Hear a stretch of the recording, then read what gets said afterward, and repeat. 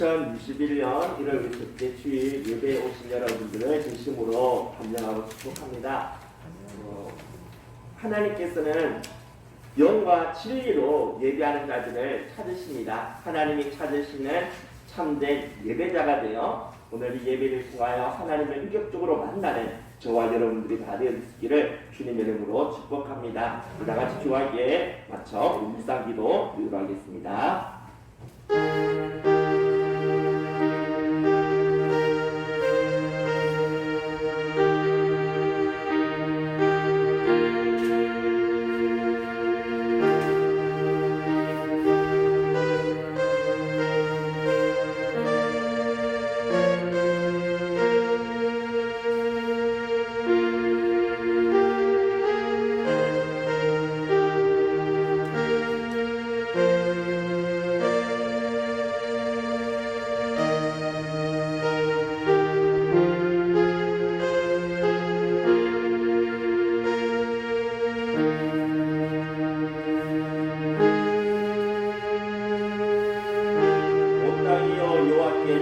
찬송을 부를지어다. 기쁨으로 여호와를 섬기며 노래하면서 그의 앞에 나아갈지어다. 여호와가 우리 하나님이신 줄 너희는 알지어다. 그는 우리를 지으시니요 우리는 그의 것이니 그의 백성이요 그의 기르시는 양이로다. 감사함으로 그의 문에 들어가며 찬송함으로 그의 궁중에 들어가서 그에게 감사하며 그의 이름을 송축할지어다. 여호와는 선하심이 그의 인자심이 영원하고 그의 성실하심이 대대에 이르리로다. 우리 다 같이 일어나셔서 찬송가 26장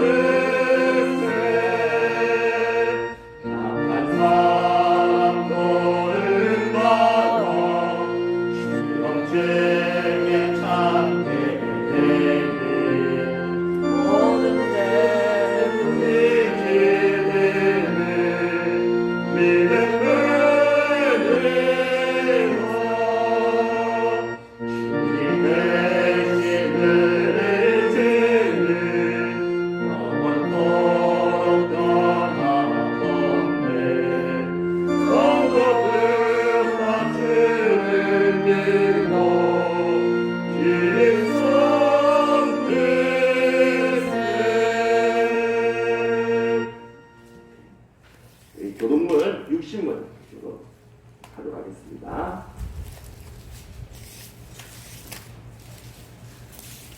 교동문 60문입니다. 시편 139편 한 절씩 교독합니다. 여호와여 주께서 나를 살펴보셨으므로 나를 아시나이다.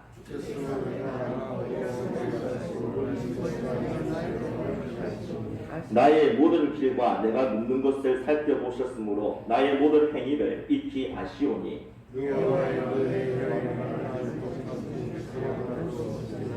내가 주의 영을 떠나 어디로 가며 주의 앞에서 어디로 피하리이까.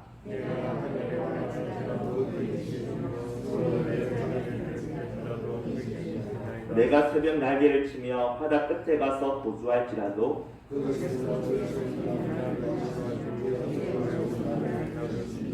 하나님이여 나를 살피사 내 마음을 아시며 나를 시험하사 내 뜻을 아옵소서. 내게 무슨 악한 행위가 있다 보시고 나를 영원한 길로 인도하소서.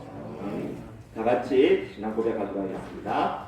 전능하사 천지를 만드신 하나님 아버지를 내가 믿사오며 그 아들 우리 주 예수 그리스도를 믿사오니 이는 성령으로 잉태하사 공중과 마리아에게 나시고 본디오 빌라도에게 고난을 받으사 십자가에 못 박혀 죽으시고 산지 4일 만에 죽은 자 가운데서 다시 살아나시며 하늘에 오르사 전능하신 하나님 우편에 앉아 계시다가 저리로서 산자와 죽은 자를 심판하러 오시리라.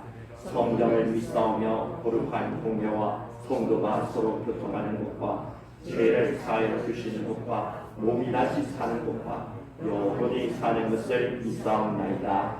아멘. 자리에 앉으시면 되겠습니다. 다 같이 우리 찬송가 384장 384장입니다.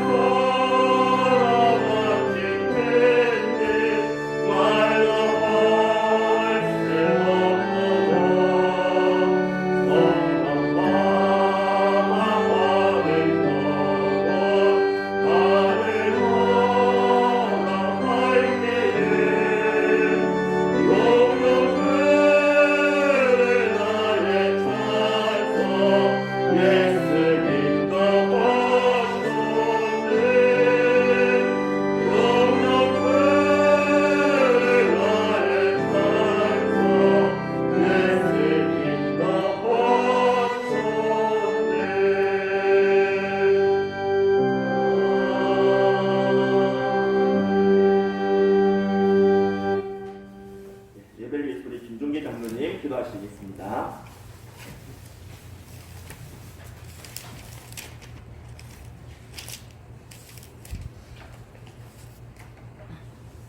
사랑이 많으신 하나님 아버지, 은혜에 감사를 드립니다.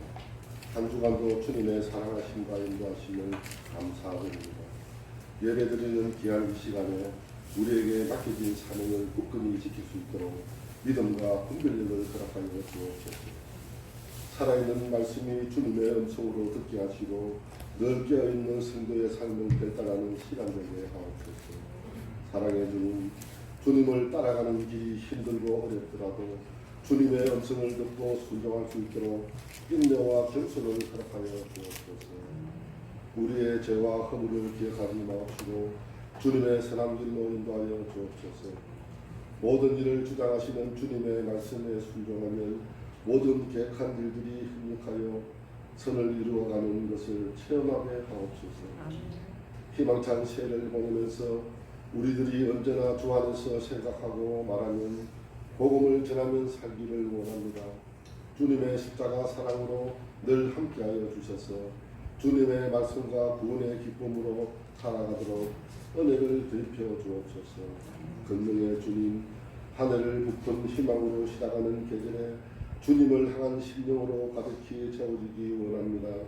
세상의 탐욕을 버리고 순결한 마음으로 가득 채워서 오직 주님만을 바라보는 섬기는 삶을 살아가는 선한 백성으로 인도하여 주옵소서.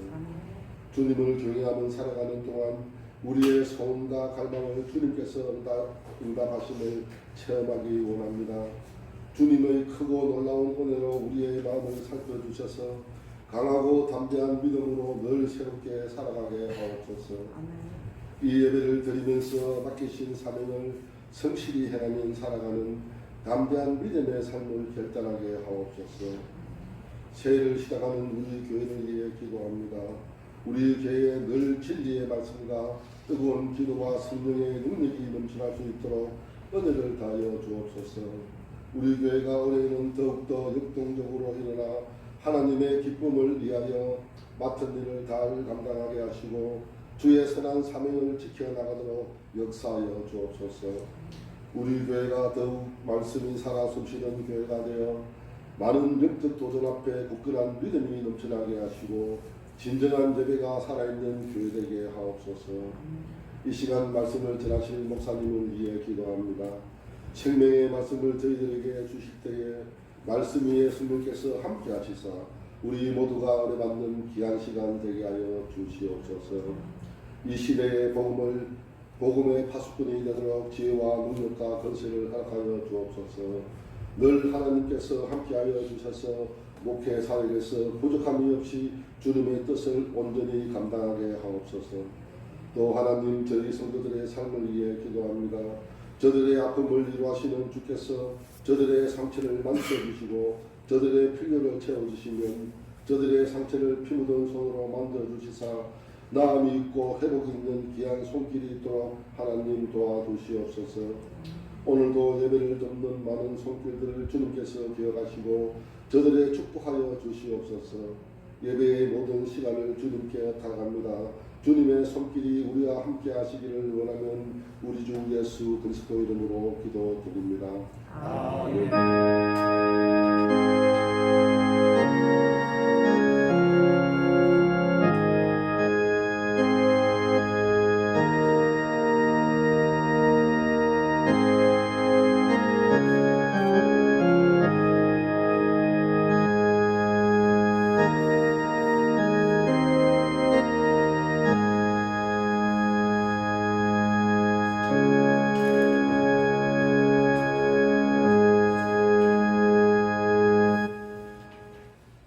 하나님 말씀 보도록 하겠습니다. 신명기 8장 1절에서부터 3절까지의 말씀입니다. 구약 274페이지입니다. 구약 274쪽 신명기 8장 1절에서부터 3절까지의 말씀.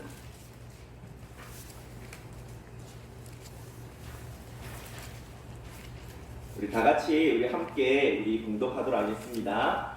내가 오늘 명하는 모든 명령을 너희는 지켜 행하라. 그리하면 너희가 살고 번성하고 여호와께서 너희의 조상들에게 맹세하신 땅에 들어가서 그것을 차지하리라. 내 하나님 여호와께서 이 40년 동안에 내게 광야길을 걷게 하신 것을 기억하라. 이는 너를 낮추시며 너를 시험하사 내 마음이 어떠한지 그 명령을 지키는지 지키지 않는지 알려 하심이라. 너를 낮추시며 너를 줄이게 하시며 또 너도 알지 못하며 내 조상들도 알지 못하던 만나를 내게 먹이신 것은 사람이 떡으로만 사는 것이 아니요 여호와의 입에서 나오는 모든 말씀으로 사는 줄을 내가 알게 하려 하심이니라. 아멘.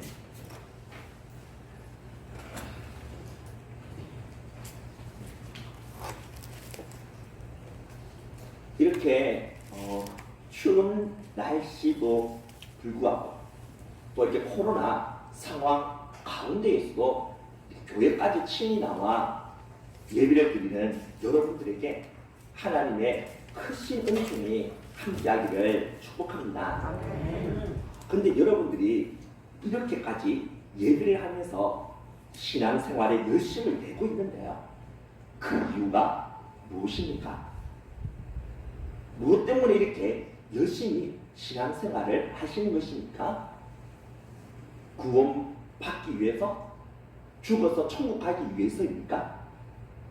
우리가 구원을 받는 것을 우리가 이렇게 예배를 한다든지 봉사를 한다든지 이런 우리들의 신앙생활의 행위를 통해서 얻을 수 있는 것이 아닙니다.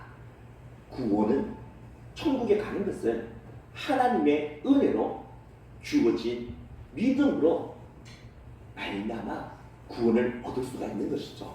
너희는 그 은혜에 의한 믿음으로 말미암아 구원을 받았으니 이것은 너희에게서 난 것이 아니요 하나님의 선물이라. 행위에서 난 것이 아니니 누구든지 자랑하지 못하게 하려 합니다. 신앙생활에 이런 행위들은 결코 구원의 조건이 될 수가 없습니다. 구원의 유일한 조건은 하나님의 은혜로 주어진 믿음이라는 것이죠. 우리가 이렇게 신앙생활 열심히 하는 것은 구원받기 위해서가 아니라 구원받았기 때문에 구원의 결과로 나타난 것 아니겠습니까? 따라서 우리가 신앙생활을 하는 이유는 구원받기 위해서라고 말할 수가 없습니다. 자, 그렇다면 우리가 이 땅에서 잘 되기 위해서 상을 받고 복을 받기 위해서 우리가 이렇게 신앙생활을 하는 것입니까? 상급, 복은 우리가 열심히 신앙생활을 잘하면 우리에게 뒤따라오는 것이 맞지만 그렇다고 상이나 복이 우리의 신앙생활의 주된 목적이라 말할 수는 없습니다. 만약에 우리가 복 받기 위해서 단순히 땅에서 잘되고 상 받기 위한 목적으로 우리가 신앙생활을 한다면 우리의 이 신앙은 생명이 없는 이 세상의 이 종교들처럼 기복주의 신앙이 되어질 수밖에 없다라는 것이죠. 그렇다면 우리의 이 신앙생활의 궁극적인 목적은 무엇입니까? 로마서 8장 29절에서 이렇게 말씀해주고 있습니다.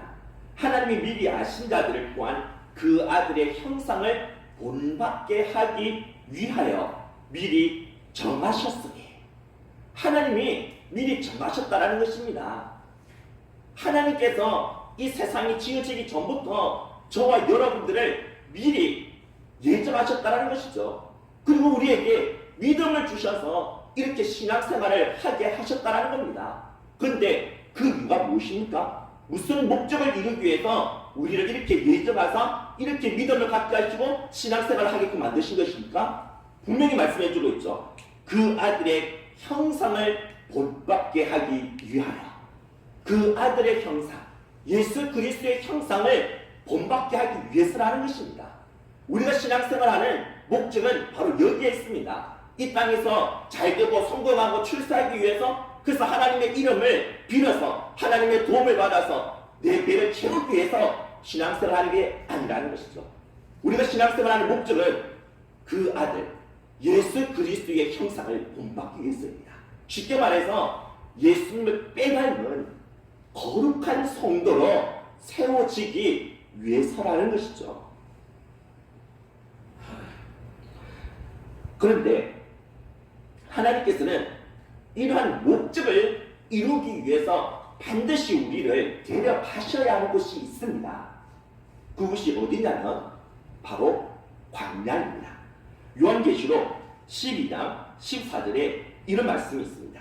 그 여자가 큰 독수리의 두 날개를 받아 광야 자기 곳으로 날아가 거기서 그 뱀의 낯을 피하여 한 때와 두 때와 반 때를 양육받으며.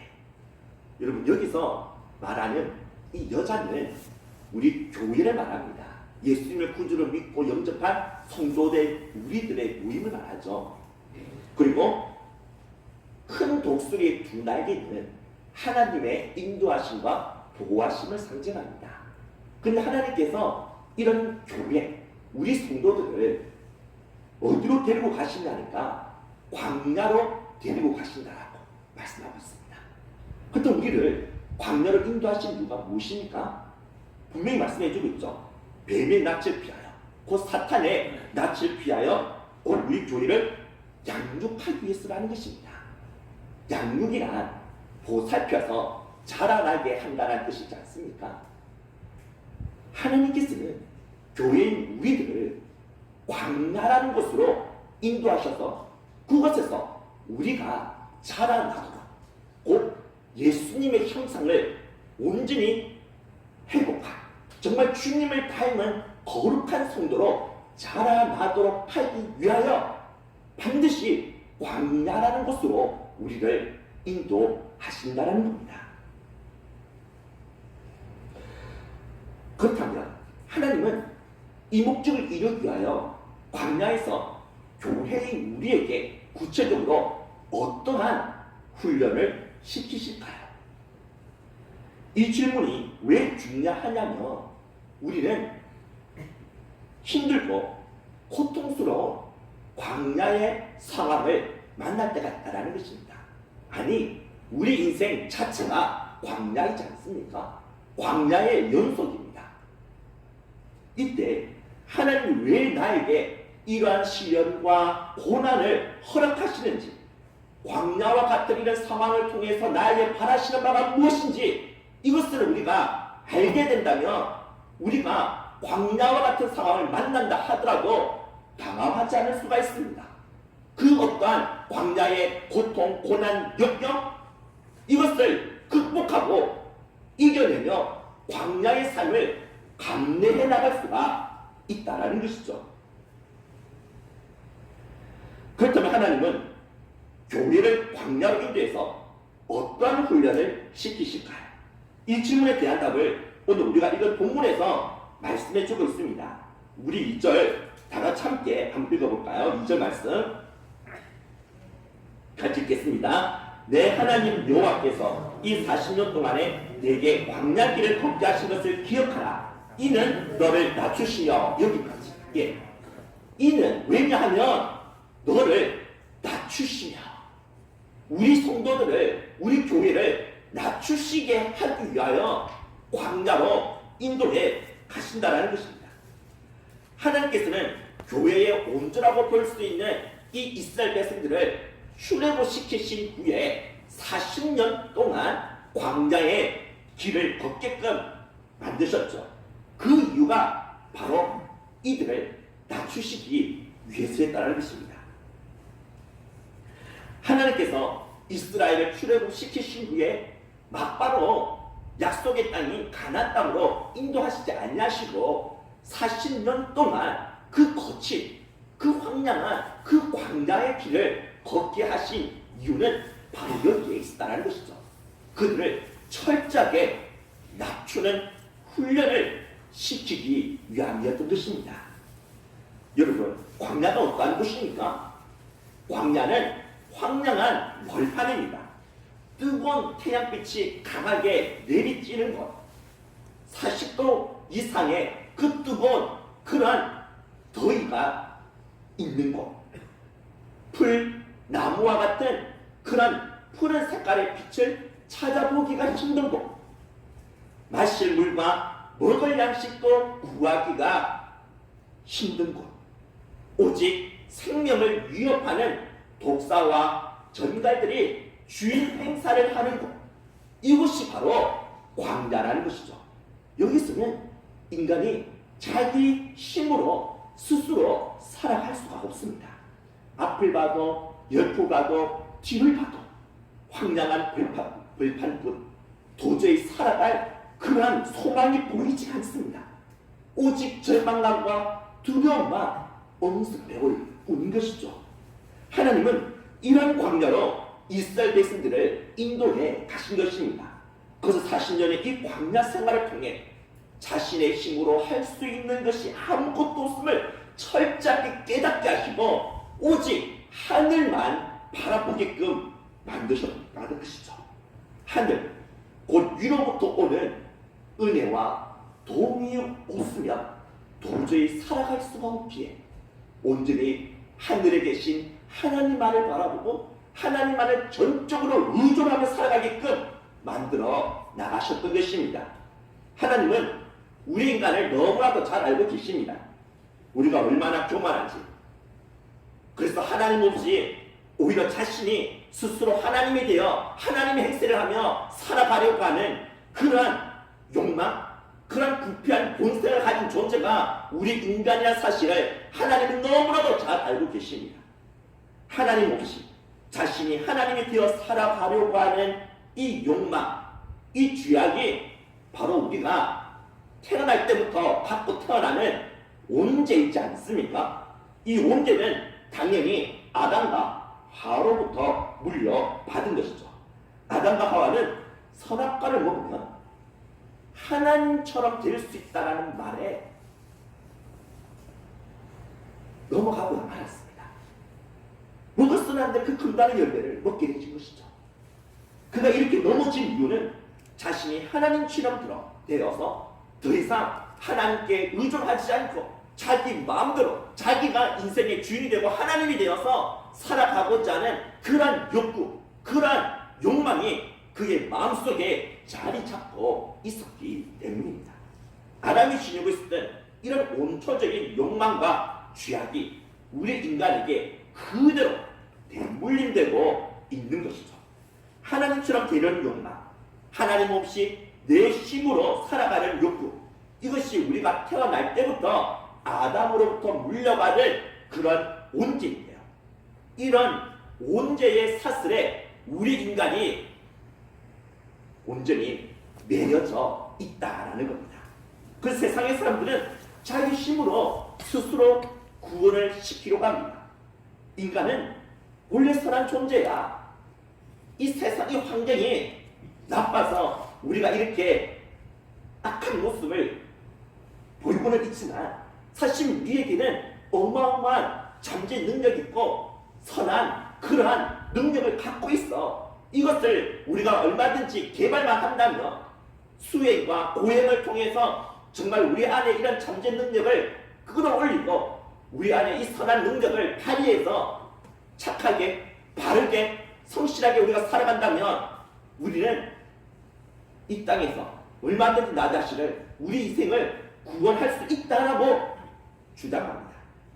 구원의 문제뿐만 아니라 일상을 살아가는 데 있어서도 자신들이 가진 지혜와 기술과 문명의 그 힘으로 얼마든지 하나님 없이도 이 땅의 유토피아, 지상의 낙원을 건설하면서 잘 살 수 있다고 생각합니다.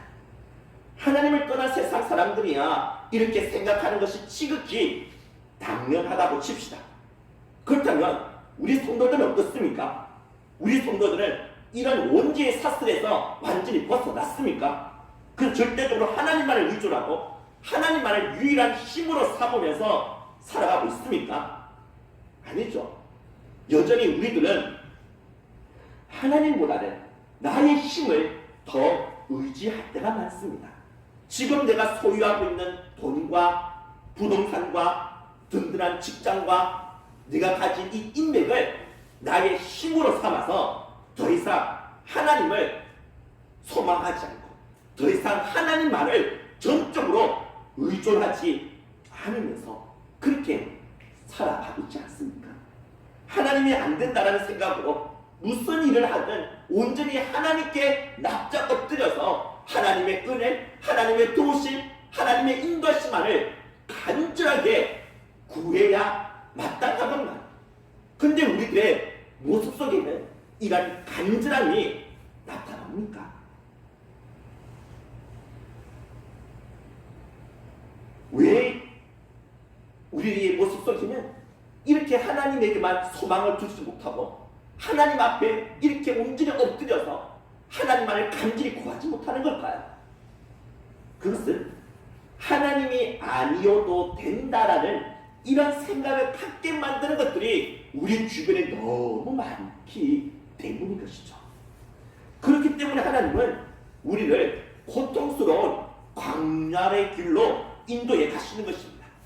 하나님보다 더 의지하면서 자신의 힘으로 삼고 있었던 이 세상의 것들을 잃어버리게끔 만드시거나 아니면 자신의 힘으로 삼고 있었던 것들이 전혀 자신에게 이제 힘이 되지도 못하고 소용이 없음을 보게 만드는 그런 자리로 몰고 가신다는 것이죠. 이전에 한국 사회에 커다란 반항을 일으킨 사건이 하나 있었습니다. 한국의 지성이라 불리치는 전 문화부 장관을 역임하셨던 여령 교수님께서 예수님을 믿어 세례를 받게 되어졌죠. 철갑의 논리와 실정주의 사상으로 기독교를 공격하고 비판하는 글을 써봤던 사람, 그 누구에게도 무릎을 꿇으려고 하지 않았던 그가 하나님 앞에 무릎을 꿇게 되었습니다. 그가 이렇게 하나님의 사람이 되어진 것은 그의 삶에서 광야를 만났기 때문이죠. 그의 딸이 오랫동안 암으로 투병하면서 시력을 잃어버릴 위기에 처하게 되었을 때 자신은 아버지가 되었어도 이 딸을 위해 해줄 수 있는 것이 아무것도 없었던 것이었습니다.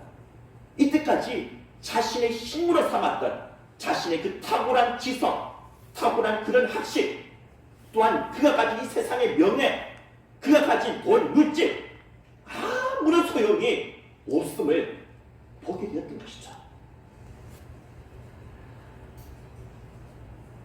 그때 그는 자신의 나약함과 한계를 비로소 깨닫게 되고 더 이상 바라볼 것이 없어서 하늘을 바라보게 되었던 것입니다.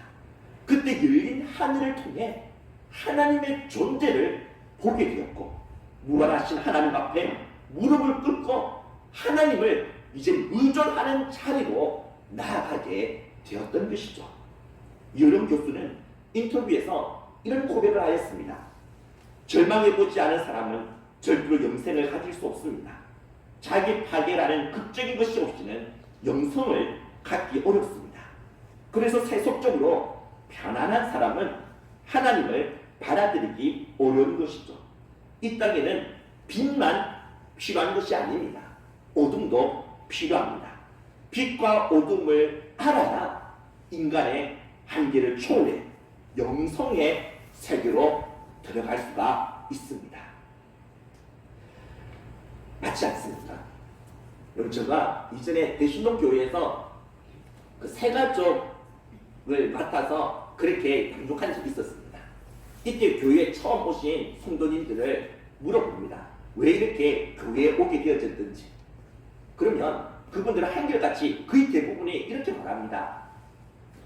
너무 힘든 고난, 역경, 좌절, 실패를 경험했기 때문에 이런 인생의 어둠, 광야와 같은 이런 힘든 시기를 만났기 때문에 그래서 그들이 교회에 오게 되었음을 말하는 것을 볼 수 있었습니다.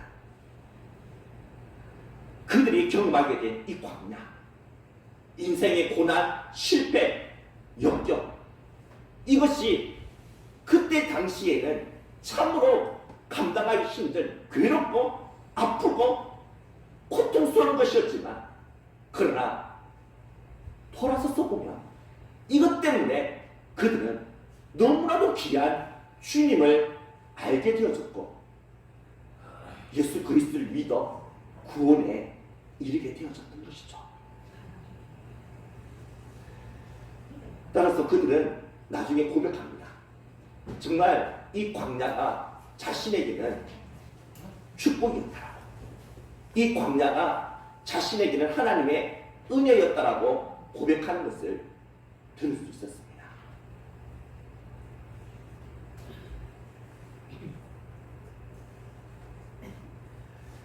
돼지는 목뼈가 아래쪽으로 이렇게 굽어 있어서 하늘을 볼 수 없습니다.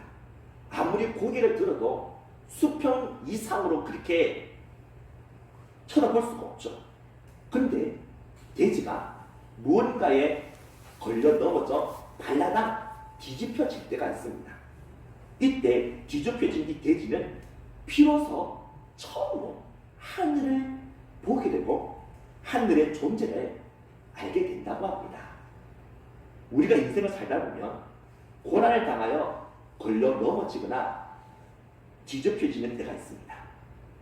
뒤집혀지는 이 사건을 가리켜서 성경이 쓰는 광야라고 말을 합니다. 뒤집혀지는 이 사건, 곧 광야는 무서운 질병에 걸리는 것일 수도 있고 관계에 깨어짐일 수도 있고 경제적인 어려움과 난관을 당하는 것일 될 수도 있고 속 썩이는 자녀의 문제일 수도 있습니다.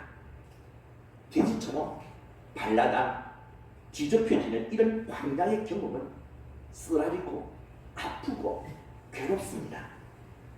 그러나 이때 우리는 비로소 열린 하늘을 볼 수가 있습니다. 넘어져 쓰러지게 되었을 때 비로소 우리의 시선은 하늘을 향하게 되고 그 하늘에 계신 하나님을 우리는 바라보게 된다는 것이죠. 그리고 그 하나님 안을 나의 힘으로 나의 소망으로 삼게 되어진다는 것입니다. 이때 우리는 나도 모르는 사이에 이 땅에서 하나님께 대하여 절대 의존적인 삶을 사셨던 그 예수 그리스도를 내가 닮아가게 되는 것을 보게 된다는 것이죠. 지금 내가 처한 현실이 광야와 같이 괴롭고 힘들고 아프다고 절망하지 마십시오. 사방이 다 막혀 있어도 하늘은 열려 있습니다. 그 열린 하늘 사이로 하나님을 바라봅시다. 그리고 하나님이 아니시면 안 된다라고 고백합시다. 그리고 겸손히 하나님께 엎드려 하나님의 도우심과 하나님의 은혜만을 간절히 간구하며 나아갑시다. 그러면 하나님께서 광야에서 이 이스라엘 백성들 반석을 통해 그들에게 물을 먹여주시고 만나와 메추라기로 그들을 먹여주셨던 것처럼 광야와 같은 이런 삶 속에서 주님께서는 동일하게 우리에게 역사하셔서 우리에게 은혜를 보내주시고 우리의 필요한 것들을 친히 공급해 주시는 그 놀라운 은혜의 손길을 반드시 경험하기를 불러 믿습니다. 아멘. 두 번째로 하나님께서 우리로 하여금 광야의 길을 걷게 하시는 이유를 3절에서 다음과 같이 말씀해 주고 있습니다. 사람이 떡으로만 사는 것이 아니요 여호와의 입에서 나오는 모든 말씀으로 사는 줄을 내가 알게 하려 하십니다. 하나님께서는 사람이 떡으로만 사는 것이 아니고 하나님의 입에서 나오는 그 말씀으로 살 수 있음을 깨우쳐주고 그들로 하여금 알게 하기 위하여 그들을 광야로 인도해 나가셨다라고 말씀해주고 있습니다. 사실 이스라엘 백성들은 광야에서도 떡을 먹었습니다. 하나님께서 제공해 주신 그 만나라는 떡을 먹었습니다. 근데 그들이 이 떡이 있다고 해서 그들이 잘 살았습니까? 아니죠. 그들은 떡이 풍족했음에도 불구하고 그들은 떡을 먹는 도중에 죽음을 당하여 출애굽의 목적지인 그 가나안 땅에 들어가지도 못하고 죽음을 당하는 실패한 인생이 되고 말았습니다. 왜냐하면 그들은 떡은 있었지만 하나님의 그 말씀이 그들의 가슴 속에 있지 않았기 때문이죠. 하나님의 말씀을 듣지 않았고 그 말씀에 순종하지 않았기 때문에 떡이 있었음에도 불구하고 그들은 실패한 인생이 되고 말았다라는 것입니다. 그러나 하나님의 말씀에 귀를 기울이고 그 말씀을 가슴에 새기고 살았던 사람들은 광야에서 살아남았을 뿐만 아니라 출애굽의 목적지 그 젖과 꿀이 흐르는 그 가나안 땅에 들어갈 수 있었습니다. 그들은 성공한 인생이 될 수 있었다는 것이죠. 그들은 이런 광야의 여정을 통해서 하나님의 말씀이 얼마나 중요한 것인지 마치 생명처럼 소중한 것이 바로 하나님의 말씀이라는 사실을 알 수 있게 되었습니다. 자신들의 생명과 안전과 행복을 보장해 줄 수 있는 것은 떡이 아니라 바로 하나님의 입에서 나오는 그분의 말씀이라는 사실을 비로소 몸으로 체득하여 알게 되었던 것이죠. 하나님이 이스라엘의 광야 40년의 이 여정을 통해 의도하신 것은 바로 이것입니다. 정말 그들에게 있어서 목숨만큼 소중한 것, 그래서 그들이 반드시 붙들어야 할 것은 하나님의 말씀이라는 것이죠. 그렇다면 하나님은 왜 말씀이 그렇게도 소중하고 중요하다는 사실을 그들이 고백할 수밖에 없게끔 이렇게 광야에서 가혹하게 훈련시키신 것일까요? 그것은 그들이 하나님을 크게 보도록 하기 위해서입니다. 우리 인생은 어리석게도 하나님을 우리와 같은 수준으로 작게 축소시키는 잘못을 범합니다. 그 시편 50편 21절에서 내가 나를 너와 같은 줄로 생각하였도다 하라고 하나님이 단식하는 것을 볼 수 있지 않습니까? 우리가 하나님을 나와 같이 작고 미약한 존재로 보게 된다면 우리는 상대적으로 이 세상을 크게 볼 수밖에 없습니다. 크게 보이는 이 세상 앞에서 우리는 위축당하게 되어지고 이 세상을 두려워하게 되어진다는 것이죠. 우리가 잘 아는 가데스 바네아 사건을 머릿속에 떠올려 보십시오. 가나안 땅을 정탐하고 돌아온 12명 중에서 10명은 이렇게 고하지 않았습니까? 우리는 절대로 이 땅 취할 수 없다. 그 땅 거민들은 너무 크고 강하다. 그들의 성읍은 너무 크고 또한 견고하다. 우리는 그들 앞에서 한낱 메뚜기밖에 되지 않는다. 우리는 절대로 이 성, 이 땅 취할 수 없다라고 그렇게 말하지 않았습니까? 그들이 말한 그대로 그들은 가나안 땅 취하지 못했습니다. 그들은 실패한 인생이 되고 마는 것이죠. 왜냐하면 가나안 땅, 이 세상을 너무나도 크게 보았기 때문입니다. 그들이 그렇게 될 수밖에 없었던 이유는 그들은 하나님의 말씀을 들었습니다. 그렇지만 한쪽 귀를 듣고 한쪽 귀를 그냥 흘려보내버렸습니다. 하나님께서 이 땅을 주겠다라고 약속하신 그분의 말씀, 그 말씀이 그들 가슴 속에 새겨져 있어야 되는데 그 말씀이 없었다라는 것이죠.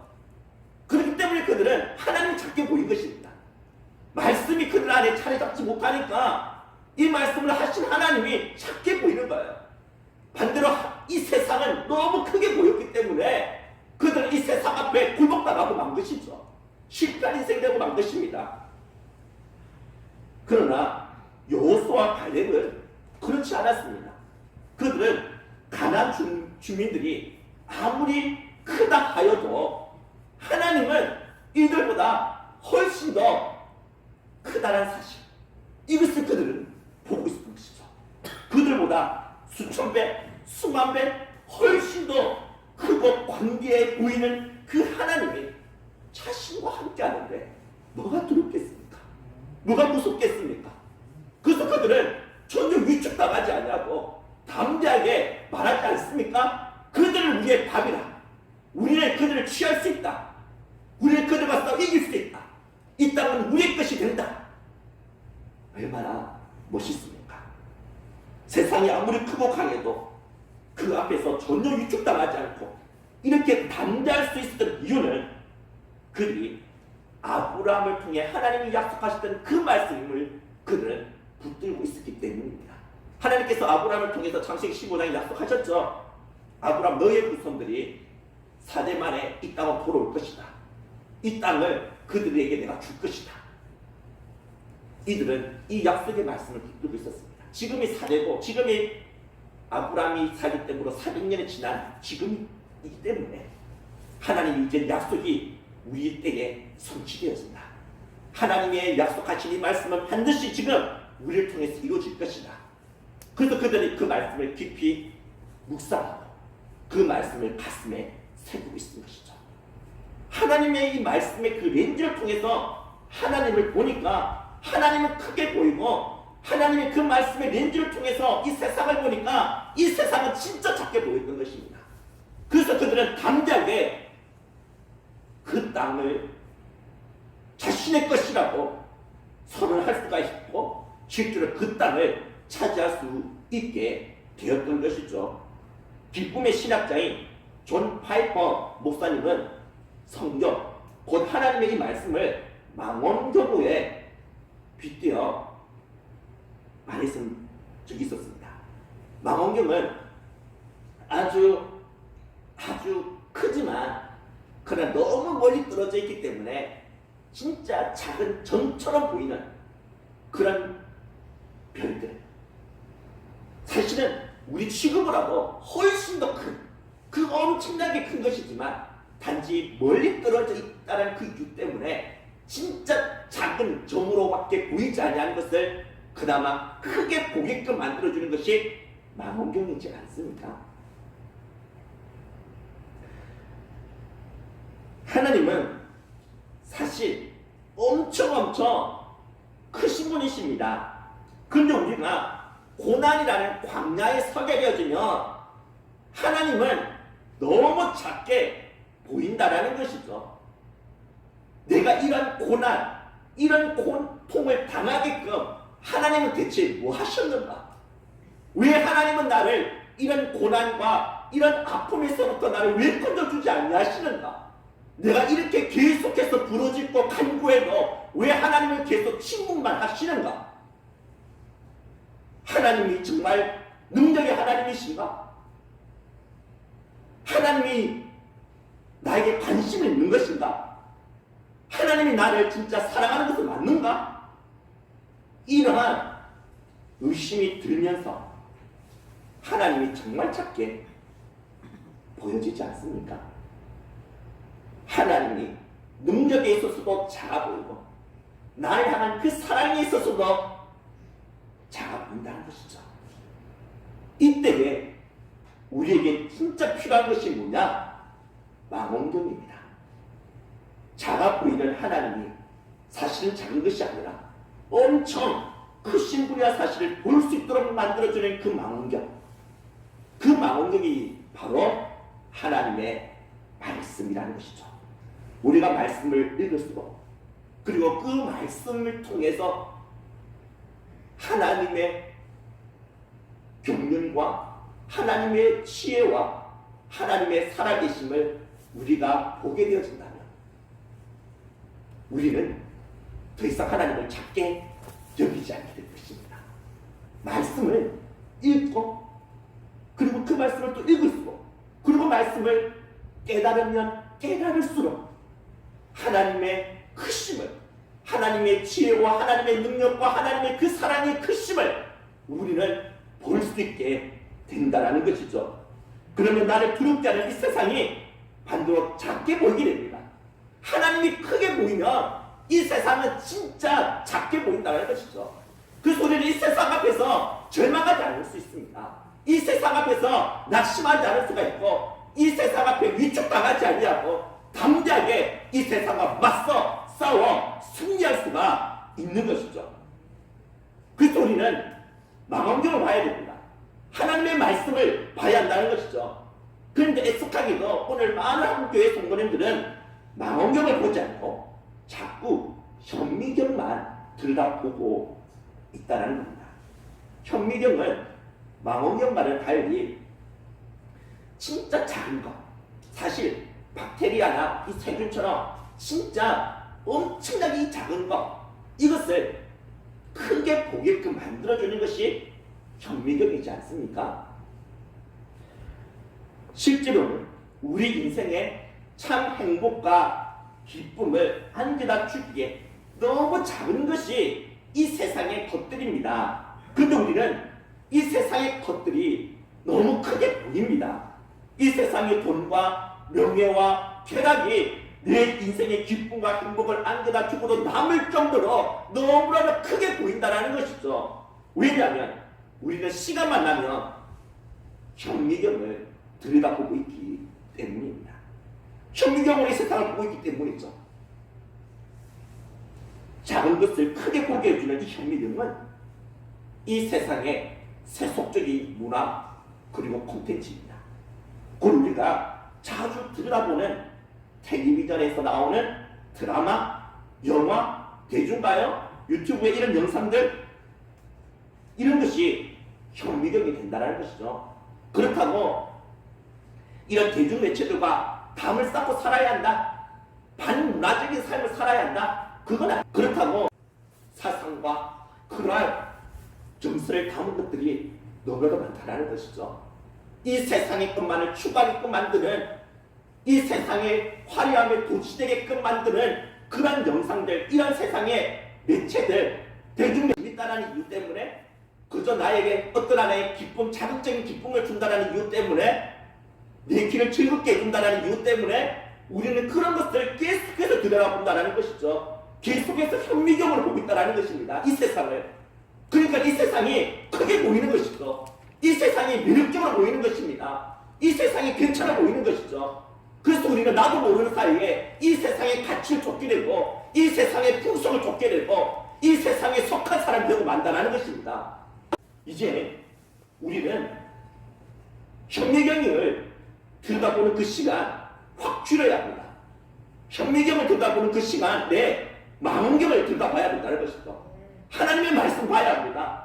그분의 말씀을 통해서 하나님이 얼마나 크고 광다신 분이신지, 하나님의 지혜, 하나님의 그 큰 경륜의 그 세계가 어떠한지, 하나님이 얼마나 나를 사랑하시는지, 주님의 그 사랑의 깊이와 높이와